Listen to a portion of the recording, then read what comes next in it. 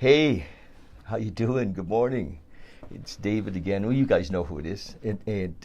At Bali and Beyond, Project Awakening. And my guest today is Stacey Petersen. And Stacey's you're the director, executive director at Fresh Start Recovery Center. And we've been talking for a little bit about how that happened, how that place works, and I've learned a lot in shit I didn't know.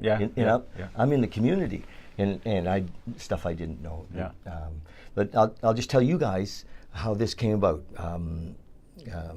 Fresh Start does a ton of their own fundraising, right? Yeah. And takes really very little government funding, and very little from the men. It's men only. Yeah. They go men and families. Yeah. They go through the recovery center, and so a lot of the money that it takes to run that place is raised through events and stuff. And I realized that they'd taken on a big project, and that it might be something that we could help with. And they're bringing in Russell Brand, and Russell is actually, I love Russell. Yeah. And I think that he's.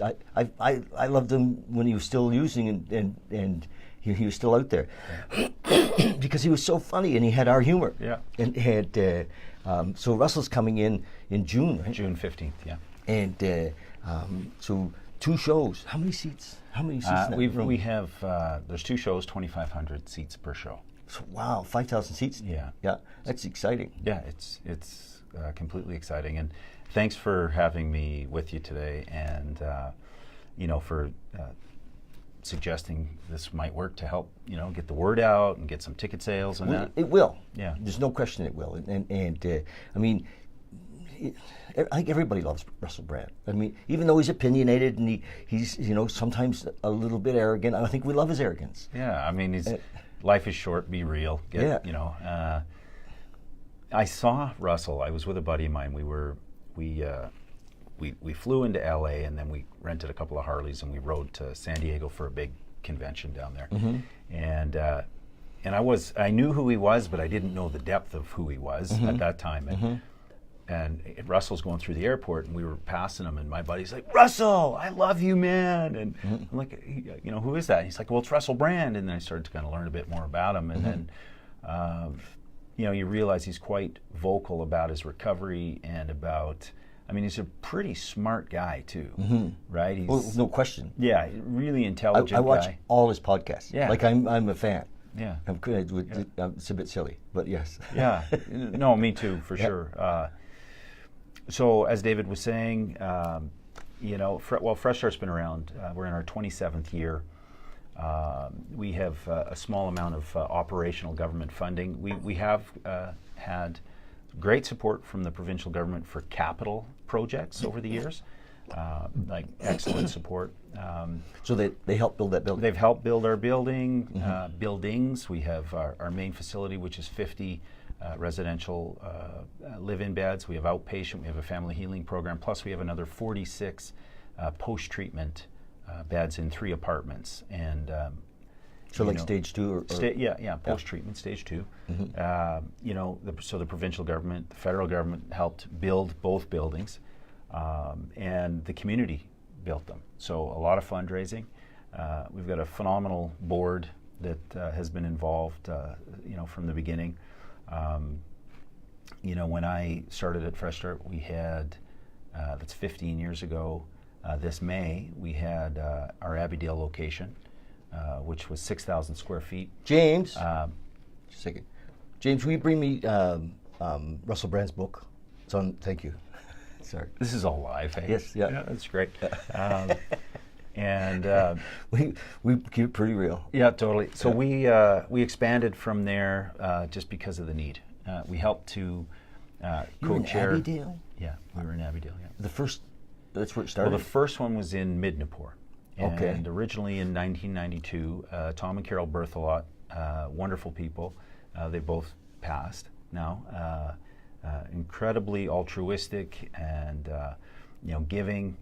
They started Fresh Start, which was originally called CLASP, Christian Love and Shelter program. Okay. Now they changed that name in '96 to Fresh Start as non-denominational, you know, more spiritual base, and then in 2002 they moved to Abbeydale. A fellow named Bill Hart was the executive director at the time, and then he passed away. And shortly after that, would I have known Bill? Yeah, you probably would have. Yeah, he was around. Okay. I see his face with his glasses and his pack of smokes in his pocket, and, you know. Thanks. But anyways, and then 2004, I came in, and then we started, you know, building out the board and building the staff, and then, you know. So you were still in Abbeydale then? Correct. Yeah. Wow. So it must have been quite small. It was small. We had 23 beds when I got there. Wow. 23 beds. We didn't have any post-treatment housing, you know, but you know, so we helped co-chair the 10-year plan to end homelessness, and we were also chairing the addiction sector at the time. And our strategic plan for the sector called for 400 more beds in the city. Well, that was extrapolated into the 10-year plan, which then said, well, we need 1,200 new beds, and you know. This was amongst the first, you know, of those beds to come online. This new facility, which is over in off of 41st Avenue, Edmonton Trail. right? Yep. Yeah. FreshStartRecovery.ca is a good place to go, and you can, you know, never mind the you know, the video that's on there from our 25-year video. We had a green screen, and I had a ton of fun with it. Yeah. I mean, you know, my buddies are like, man, was that ever goofy? Yeah, for sure it was. But, you know, but we had fun, and we were able to tell more of that history story. So, Yep. you know, fast forward to, you start to grow and build and expand, and, you know, we believe that the work that we're doing is bigger than all of us. So, you know, people come. People just come, and, you know, forget what we think we need, but, you know, the stuff we need is truly provided. So, well, we need to do some fundraising. So we have great support in the community from individuals, corporations, foundations. We have, you know, plumbers and pipe fitters, Teamsters. They do, you know, third-party golf tournaments for us. They've been an excellent support. We have a 12-stop Ride for Recovery motorcycle run we do every year. You've been on the run, right? That's more of a, and this year's theme is circus. Right, so it should be, I don't know, we might shoot someone out of a cannon or something. But so the, you know, we normally do 2 or 3 big events a year. Yep. We have to raise over $1 million in operating every year. You know, the guys that come in for treatment, their families are, you know, pretty pleased when they say, well, how much? And we say, well, don't worry about it. We'll look after it. And so usually we can get somebody on social services, which covers, you know, $40 a day, and our actual costs are $190 a day. So we have to make that up, you know. And like I said, we raise over $1 million a year, and we thought, well, we want to do an event that's different than like a gala. And galas are great, but they take a while to build momentum. The bike run, we're in our 11th year. It's taken us a while to get here, and last year was the most successful we've had. The galas are, you know, I don't know, we're kind of done with galas. I mean, they still work. Do they? You Yeah. know, they still work. People. Do you guys do one? We don't. No. But I mean, that was kind of the impetus for us doing the bike run back in the day. Was we wanted to do something different, Yeah. and you have half the staff that ride. Yeah. So And lots of guys in recovery ride. Yeah, totally. Yeah. So, you know, let's do that. And you know, our run it's not like a poker run. I mean, it's an event. So I mean, you know, one year everyone got a helicopter ride. You know, either a bobsled or luge or zip line, or, you know, stuff like that, right? The year I was there, we were up at the airport pushing an airplane. You did the airplane pull, yeah. Yeah. Yeah, that was pretty Whose good. plane was that? I'm not entirely sure. So we're like, okay, well, you know, what's outside of the box and different? Yeah. And let's go bigger than where we've been. Yeah. Because ultimately, at the end of the day, yes, it's about bringing Russell Brand. He's hilarious, and he's a little edgy. And, Sure. I don't know. I don't think his routine is going to be all about recovery. He's No. likely going to talk about a whole bunch of different things. But there is affinity with us with him because he's a guy in recovery and he's pretty open about it. There you go. Yeah, today we'll have this book. Actually, we have links so people can buy books. Yep. I have a kind of a book list that I encourage people to read because I'm all about connecting with the old HP and how do I get people there and so anyway I think I told you that I read his book in the beginning because I wanted to see if he screwed it up. Yeah. Yeah. And he didn't. Yeah. I think he did it's well done, and with humor. Yeah. And vulnerability. Yeah. And I hope that whatever his show is, that he talks about some of this. I'm sure he will. Yeah. I mean, it doesn't matter. Yeah. I mean, who knows? Yeah. I think, I mean, you got 5,000 people to come to the Jubilee, and maybe 600, 700 people will know who Fresh Start is. They've heard of it. They've whatever. So, potentially we've got over 4,000 new friends. No, that's so right? great. Because this is going to be a big brand builder, if you will, for Fresh Start Recovery Center. Yeah, and I mean, part of our vision is, our vision is every individual recovery for life. And recovery doesn't just have to be, addiction. It can be lots of different things. But I mean, our focus is addiction recovery, and where's addiction not? In my recovery, I've discovered that my first addiction was the one with drugs and alcohol. Yeah. And then oh my gosh, I've had experience with all the rest of them since. Yeah. And it's it can just shift. Oh my. Yeah. And really I mean, I'm addicted sometimes into my thoughts and ideas. My belief systems. Yeah. And I'm also in recovery. Long-term recovery. It'll be 32 years in October, and I think, I mean, my first drug of choice was fantasy, just going away, right? And just to avoid the pain and the hurt and all that, and but we've evolved a lot over the years around it. The science of addiction. AlbertaFamilyWellness.org. Fantastic resource. Yeah, you talked to me about that last night, and right. And you went on and had a look. I will look deeper. Yeah, I haven't.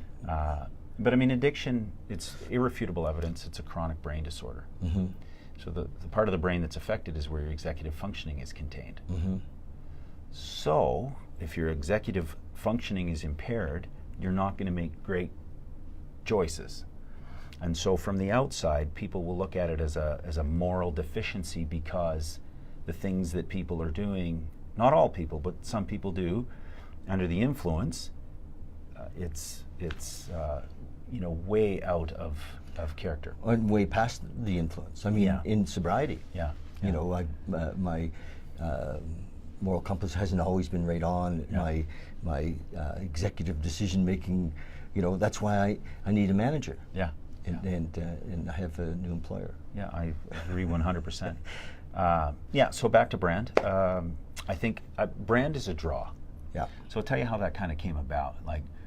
Lisa said it was all her idea. Yeah, yeah. We love Lisa. we wanted, he was the first choice. Yeah. Right. He was the first choice to bring in, and so we hired the event group. Dave Howard at the event group. If you got a big event to do, get those guys. They're awesome. Are they local? Oh yeah, yeah. Oh. Now, the event group. We'll tag it. Yeah, for sure. Yeah, Dave Howard, the event group. And anyways, we approached. So we hired Dave and his crew, and they approached Russell Brand's manager. Now, when you present an offer to a celebrity or whatever, no matter, even if it's the crummiest offer, the manager has to present it to the performer, and so we got turned down because you tell who you are, what you do, all that, and we thought there might be an affinity there. Well, so then we said, okay, well let's move on to Plan B, and we had Sheryl Crow and we had a bunch of others, and I think we landed on, at the end of it, I think it was Sheryl Crow we landed on to bring in, and then Russell Brand's new manager got a hold of us and said, we'd be interested. Well, turns out their first manager, what we were told, was didn't present it. So we got a new manager, and the stars aligned, and it worked out that we got our first choice, which was Russell. Nice. Yeah. So, I mean, our hope is people come out, doesn't matter who, it doesn't matter if you're coming because of the recovery gig or whatever, you're coming to see Russell. He's a hilarious guy. He's edgy. He's going to say stuff no one else is going to say.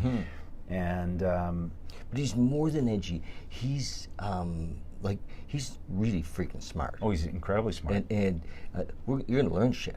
Yeah, well, I mean, and he's in Parliament, arguing bills and things like this, and very articulate guy. His guests, yeah, like he has some of the highest, thought leaders are on his podcast. Absolutely, and he can hold his own. He's there. He recognizes what's going on the planet right now.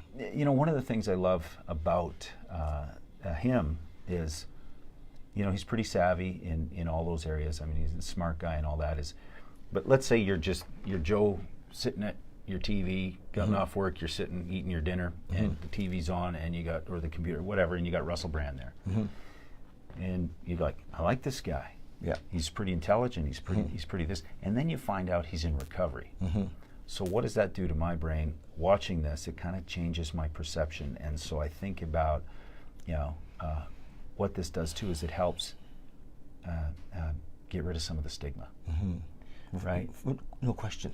This book, I don't know how many millions of copies he's sold, but it breaks down stigma for sure. Yeah. Mental health, because there's always been this kind of separation between addiction, alcoholism, and traditional mental health or mental illness, or often I'll be in a meeting and I'll say, hey, look, we're all a bunch of crazies, and here you are, all my friends are mentally ill. Yeah. Well, how's addiction not a mental health issue? Yeah. Right. But I think traditionally, though, they didn't know what to do with us. Yeah, and like I said, we've come a long, long way. Yeah. Come a long way. I'm incredibly hopeful that we've done a lot of national work around the stigma and face. Like Lisa's involved with the Faces and Voices of Recovery. We're involved with that. We've done Unite to Face Addiction. We did that. That was awesome. It was in Washington. There was thousands and thousands of people on the National Mall.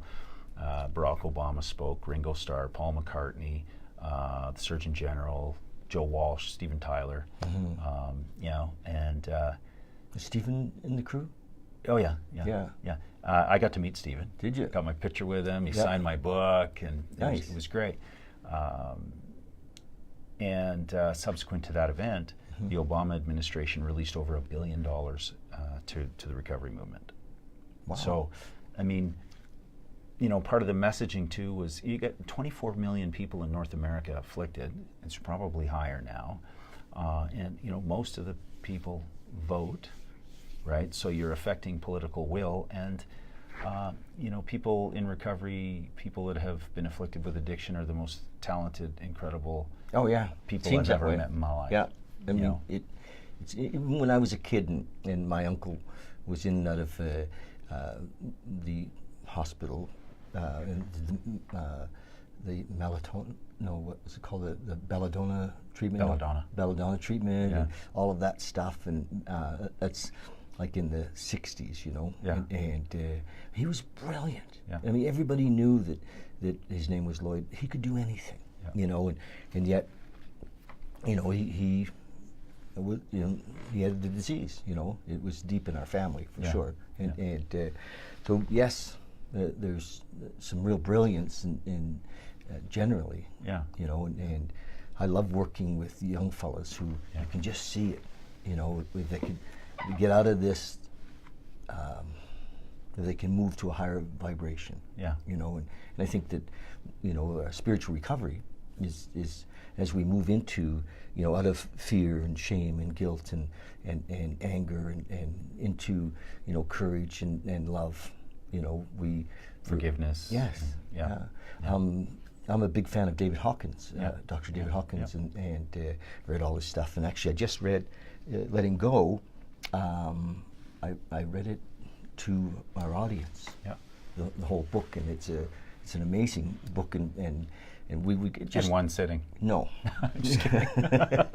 No, but I mean, I love Hawkins, and Hawkins had, ran treatment centers, and he was an amazing guy. But he talked about vibration, and that the vibration of the 12-step world is what he said was 540, which was unconditional love. Yeah. And when people come into a meeting room, and they feel unconditionally accepted, and loved.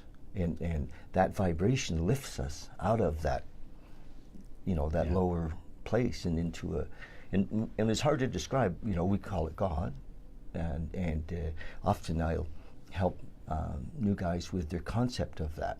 I'll ask them if they believe in love, and they'll say, "Oh yeah, love my dog." Right? Yeah. Or my kids, I haven't seen them for a while, but I love them. And I'll ask them, do they think that love is a power greater than them? Yeah. And every one of them will say, "Oh, yeah. Well, there. Let's use that." Yeah. And it's kind of a little bridge that and because that's what we are. I think we're a love program. I totally agree. And and we lift that vibration that Hawkins talks about, is if we're living in love or even just in acceptance and willingness and courage, and all that other stuff kind of disappears. And I'm with you. Well, I'm excited to do it for them. Somebody asked me one time, they said, "What is freedom to you?" Yeah. What would freedom be to you? And some guys would be like, "Well, give me $100 million or whatever." Not that I wouldn't like $100 million, it'd be great. But I said a life without fear. Just a life without fear. And there's one thing I used to say was, there's two powers on the planet, and we govern ourselves on any given day by one of those two powers. However, I was wrong. I was completely wrong. There's only one true power. The other is a power drain. So you have love, which is the true power, and then you have fear, which is a drain. Nice. And those two can't live together in the same house. No. I can't be homicidal and full of love in the same breath. No. Right? Or gratitude. Yeah, 100%. Which is another manifestation of love. Now, I wish I could tell you that I got it nailed. Got it nailed. I'm doing too. it 100% of the time, David, but that's not true, okay? I mean, I've made all sorts of mistakes and wrong roads. And are they mistakes? Are all of the touchstones on our way to becoming who we are today? Yeah, fair enough. Yeah, no, true. If I remove any kind of judgment about it. Because I beat myself up sometimes for what looked like mistakes. Here's where I go with it. I'm like, look, people say, "Well, I don't have any regrets." I think you're full of shit. You got regrets. We all have regrets. Yeah. But what I do with that, is that's the difference maker. And for me, with God of my understanding, higher power, creator, I think if I'm on the wrong path, so it's okay for me to be like, and gently guide me back to that path, right? And it doesn't matter if anybody else believes that, but it works for me, and I see results in my life. That whole bit about pause when agitated.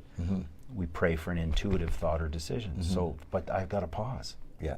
I got to pause. I got to stop and just, right? And I got to tell you, that has worked incredibly. Saves our lives. Yeah. Well, in business, in across the board, and people say, "Oh man, wow, is it ever brilliant what you've done?" And part of you kind of feels like, well, I'm not doing it. I'm just doing the footwork. Yeah. But I ask for the guidance and direction. And if it comes from there, how can we go wrong? Right? So we truly do have a design for living. Yeah. And it's, I think I shared with you that in some of my teens in recovery in my 20s, and I went and I've studied all kinds of spiritual modalities and followed teachers around the world and you've been to Bali and beyond. Yes. and no kidding, and it's in our book. Yeah. It's like, it's so crazy. It's like, it's so simply done in the most beautiful way. True, consciousness or enlightenment, if you will, is the recipe's there. And but somehow, even in recovery, I thought that somebody else had a higher higher vision of it, or higher. And so I searched around and read all these books, and it's been great. I have no complaints or regrets for that. It was part of the journey. But that one prayer I talked to you about last night in the fourth step. Yeah. God, please remove my fear. Yeah. Wow. And when I do that, I don't know if it's the humility of the prayer, but I think it is. That for 1 minute when I ask, there's a humility, and that brings me right into the moment. And when I'm in the moment with my higher power, or that experience of now, fear can't be there. Yeah. It's so functionally beautiful, that prayer, and it took me a little while to catch it. Yeah, yeah, totally. To add to that too, I think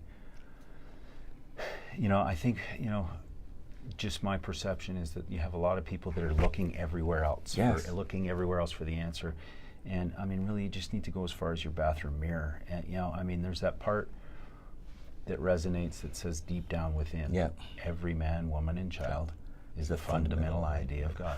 But this, in the last analysis, only there can it be found. Yes. So I can look in your eyes and see God. I can look in James's eyes. I can, what I'm saying, or I can look into my own. And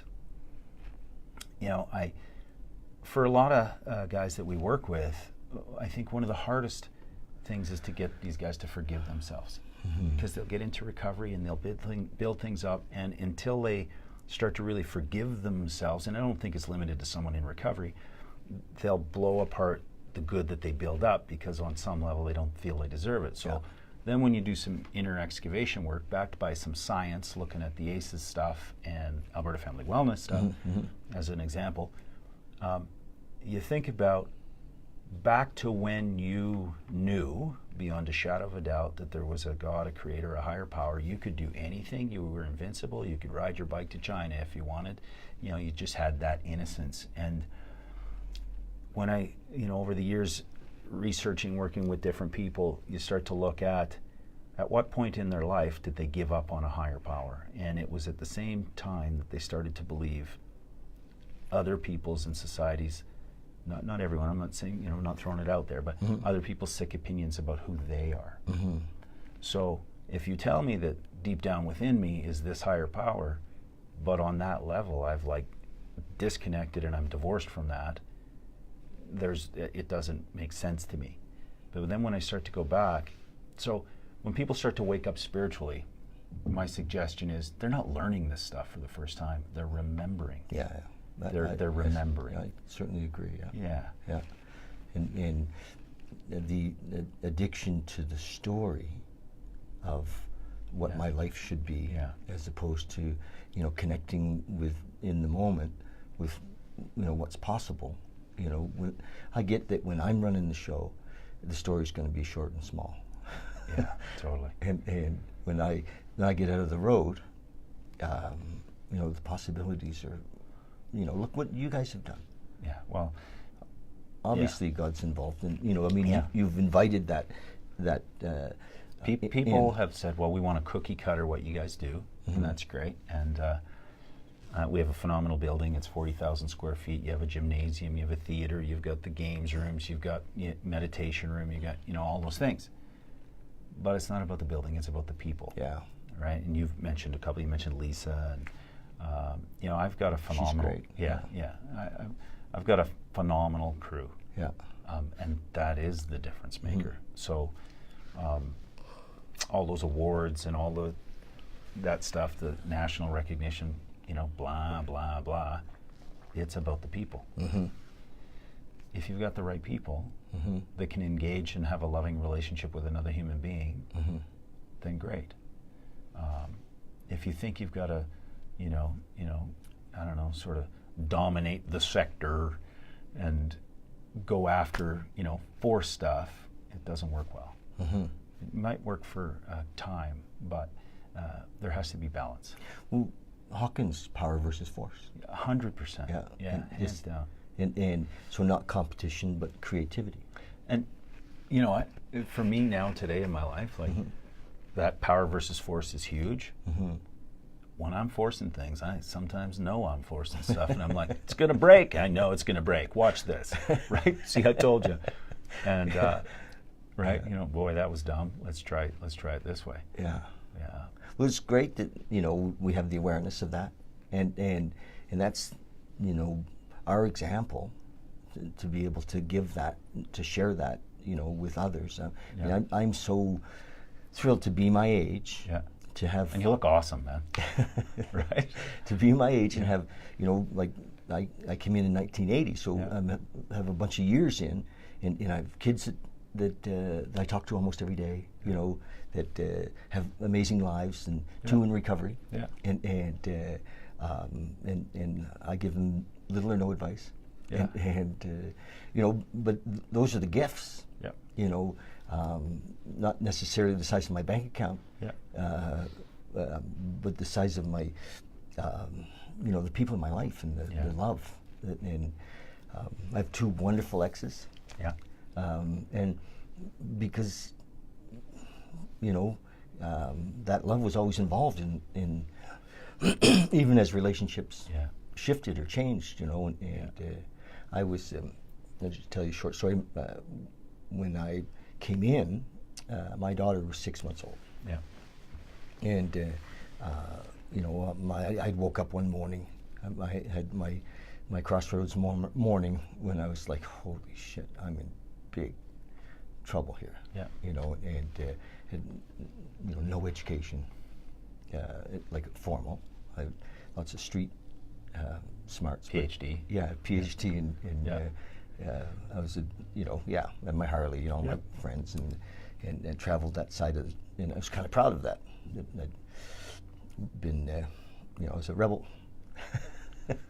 and but that was. I told her many, many, many times that she saved my life. That little girl saved my life, and we have such a special relationship. That would never have happened. And so when I talk to young men today, and I say, like, you cannot imagine what's possible. Yeah. In your life and with your family, and so. Yeah, I mean, I like you. We're this is the first time that we've met. I've known about you, and I've seen you at our run and all that, but I like how you talk, and I think you're right, and the gifts. Look, I'm not the guy that's going to be like, I live in a fridge box, but I have love. I'm not going to be that guy. Maybe that's okay for somebody. But I've lost everything in recovery. 17 years, and I got, I saw something for what I wanted it to be, not for how it was, and I lost everything. And, but at the end of that, it was like, well, I had a higher power anyways. So what, and which led me to doing what I'm doing with this, with Fresh Start, and 15 years later. But I've had some significant, profound experiences in my recovery. It was a wake-up call. You got to do some things to change your life. And I had like 3 or 4 near-death experiences in the course of a few months, And one was, a high mountain pass and a wide turn on a bike, and semi coming at, and I've been there. Hauled it over, and you just knew that was so close. And then, I fell off our second-story roof, and then and then one was a wasp, little thing like that, and then paramedics and the whole deal. But the biggest one was right at the end of that whole kind of stretch. And I was going through the kitchen, and I was carrying my daughter, Natalie, and nobody else was at home. And, I you just don't even think it's just whatever. And I go into the kitchen and I'm holding her, and I reached into the cupboard and I grabbed a handful of trail mix, and I threw it in my mouth, just how you would, and it stuck on the back of my throat. And instantly I knew what was kind of like happening, because I couldn't get air and I couldn't cough. No, I'm screwed. And I know I just had first aid a week ago, put her down on the ground. I don't want to drop her, and I head towards the chair. I'm going to throw myself on a chair. Let's see if we can get that going. And as it's coming towards the chair, it starts to go black from the sides in, and you're completely conscious, and I knew what was happening. And I just started to think, not like this, like not now. I got too much to do. And I went out. And in that experience, for however long it was, whatever it was, I was surrounded. All I remember is being surrounded by people. And I came to, and Natalie was crawling around, and and was okay. But the experience showed me clearly that none of the stuff matters. Mm-hmm. In that moment, there was no house, no cars, no money, no nothing. It was just the people. Mm-hmm. And really, for the longest time, I would say, I don't need anybody. Like, what a, right? Rebel without a clue. And I don't need anybody. What a selfish thing to say. But I need people. I want people. I want people in my life. I don't want to do this thing alone. Mm-hmm. It's a short walk, and, yeah. Nice. So, yeah. Thanks for sharing that. That's, I think what we're doing is, helping other men and women and families to have that epiphany, that, that they are worthy of love, that they are worthy of having an amazing life. Yeah. And sometimes the hole gets so deep and dark, it's hard for them to see. And so I think what you guys are doing at Fresh Start, reaching in and pulling them out sometimes, is, that's God's work. Service. Yeah. You know? And, people, I don't care if you're in recovery or not. That doesn't, I think it applies for every human being on the planet, that the times we feel the best about ourselves as human beings is when we're not thinking about us. Right? Yeah. We're helping somebody else. We're service. We're doing that whole thing. And so people all the time, they're like, "Oh, great job. You're doing so great, and this great work and all that." And you kind of feel like I get to do this. Yeah, that's right. Yeah. I get to do this. Like, this is, I've not had one day, and I think I could do this for the rest of my life and never repay back what's been given to me. Yeah. So, okay, if this is where I'm supposed to be, I'll keep doing it. And, we're looking forward to meet Russell. Mm-hmm. Put that show on, and hopefully we can get the tickets sold.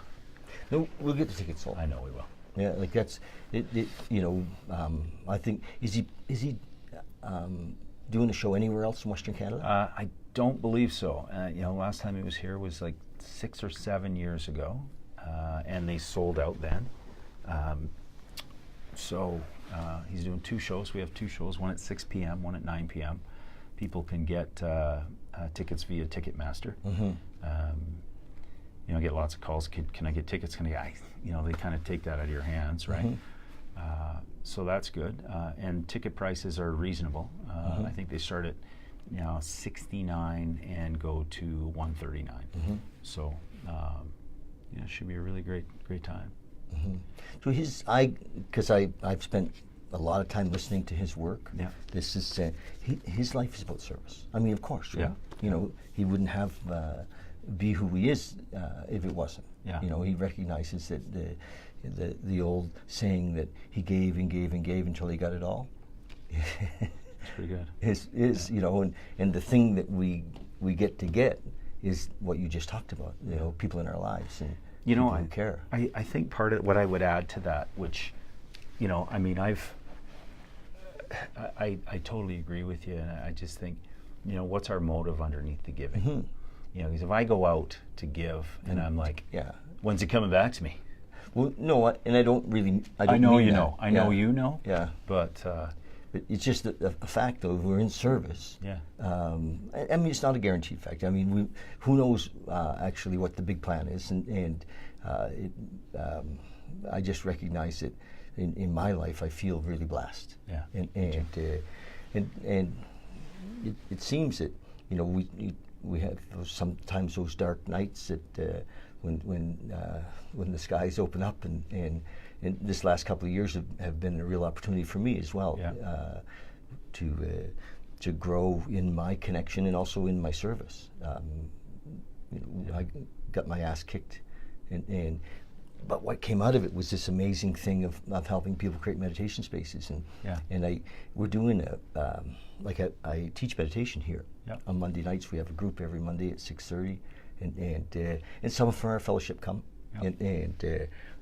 but the vision is huge. It's so big, sometimes it scares the hell out of me. Yeah. And a bunch of guys are, do you know Adam Rosa? Yeah, I think so. Yeah, Adam's a good friend of mine, and very kind of involved in my vision, and I think you do know him. And so it's fun that we get chosen to serve it sometimes at pretty high levels, or it seems like that. And that's what it feels like for me right now, is that we've got, I feel like I've been picked, and to really carry a message of love, and to not just in our 12. So when are you going to come up to Fresh Start and lead a meditation there? I guess Anytime. We'll chat after this. Yeah, anytime. Figure that out. Anytime. So I'm like, what? Well, so part of our vision is the community service piece is that I see having like a meditation stools or meditation rooms in every treatment center, and forgive me because I really didn't understand that you guys were self-financed, and so my list in Calgary had not included you. I misunderstood. I thought that so I was, my plan was, Sunrise in 1835 and Simon House and Aventa, and but I see us helping create meditation spaces in every say not-for-profit treatment center in North America. As part of our community service program. And going in and teaching either the clients or the facilitators, teaching them how to lead a meditation, or both. And train the trainer. Yes, but that's integrated into this piece. Last year I went to see Tony Robbins. And I did the business mastery course with Tony, and there was just Tony and I there, and 2,200 other people. In my mind, it was just Tony and I there. And he said a couple of things that I thought were really cool. One, he said, if you're building a company and you don't have in your plan from the beginning how you're going to what your company's going to do for community, what your company's going to do, to give back. He said it's not going to happen. What'll, he said many people think, well, when I get there, I'll give back, and he said it doesn't happen that way. And which was really cool. I mean, I think something you and I already know. But totally. But the other thing that he said in his, because I thought I was going to learn a lot of technique on business, and it wasn't really that way. Alok and I went. Alok Singh, Alok's a dentist, and Tony, you probably know Alok, and he and I went together, and the other thing he said is that what do you think is more important, and you'll get this too: strategy, story, or state of mind? And all kinds of people went for strategy, and he said, no, it's state of mind. And he talked a lot about gratitude. I love Tony for. He is actually carrying a huge message as well of love and service.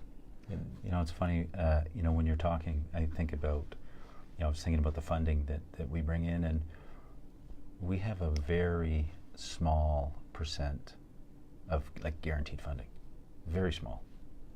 So, we strategize, we do all that whole piece, but there's no guarantees. The economy has hammered a lot of people, and but at the end of the day, we trust, we have faith, we know, and it's not.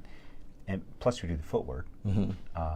We just know that what we're doing is bigger than all of us, right? So, can you tell us a little bit about that agricultural thing that's Fresh Start's going to be involved in some way? I really don't know.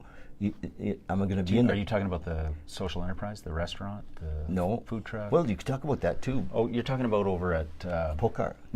Yeah. No. So, well, they're going to do a farmers market over there. It'll be, like an inner city farmers market. But how we got involved was we were we're building a recovery cafe restaurant at 1111 Memorial Drive. So the old number 6 fire hall. Sure. Michael kind of talked to me about it, but sure. I'd like to share it. Yeah. And we were about 4 months away from opening. And this year? We were. Okay. And the city had to pump the brakes for some internal stuff. And, so we anticipate being opening spring of 2020. It's, a lot longer than we anticipated, but it is what it is, and it's going to, That's a great building there. Totally. And so it's gutted to the bricks now, and all the, the structural stuff is completed. But so because we weren't able to open, we said, well, let's buy a food truck. I mean, none of us really know what we're doing, but let's give it a whirl. And we've got some great chefs, and so we bought the food truck, and and so how we got connected to Pokar was through Joanne at Fever Communications. Fantastic company if anyone needs PR, marketing, printed stuff, anything. Fever Communications set us up with Biagio, who's the president at Pokar, and his vision for this big farmers market. Then started talking, and you guys have the food truck, so we ended up storing the food truck in one of their warehouses for the winter. Well, I saw it. Yeah. And so it's supposed to be happening. And how is Fresh Start going to be involved with the market or the gardening? They want the food truck to be, sort of like the marquee food truck of the farmers market. Okay. Yeah. And what about the gardens? Are you going to be involved in that at all? Nothing involved in that unless we, purchase stuff from there to use on the truck in the restaurant. Maybe there's some synergy there. Or maybe your own kitchen. Yeah. All right. Well, it seems like a pretty high ideal. My friend Sean Fillion's involved, and Sean has this inner city. He's going to.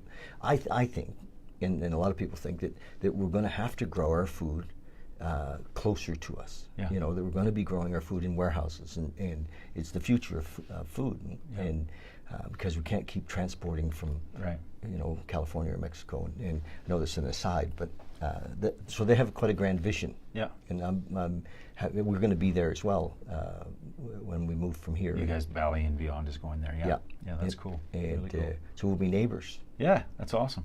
Coffee's always on. Right on. Well, I'm sure we could talk about a lot more. Yeah. And I think that, we're going to kind of promote this. We never talked about, we're going to give away some tickets.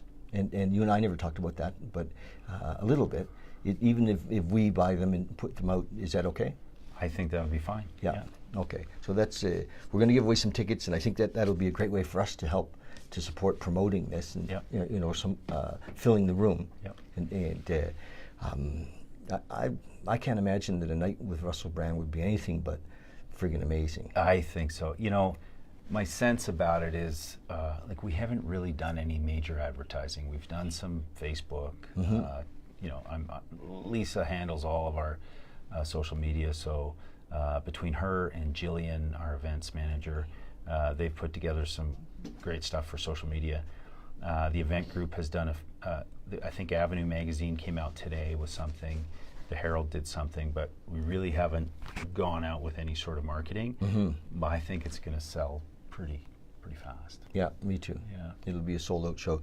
So, if the public, people that are listening today want to connect with Fresh Start, for treatment, or for to be part of the community that supports Fresh Start? Yeah. What's the best way? Well, you can get more information through our website, which is freshstartrecovery.ca.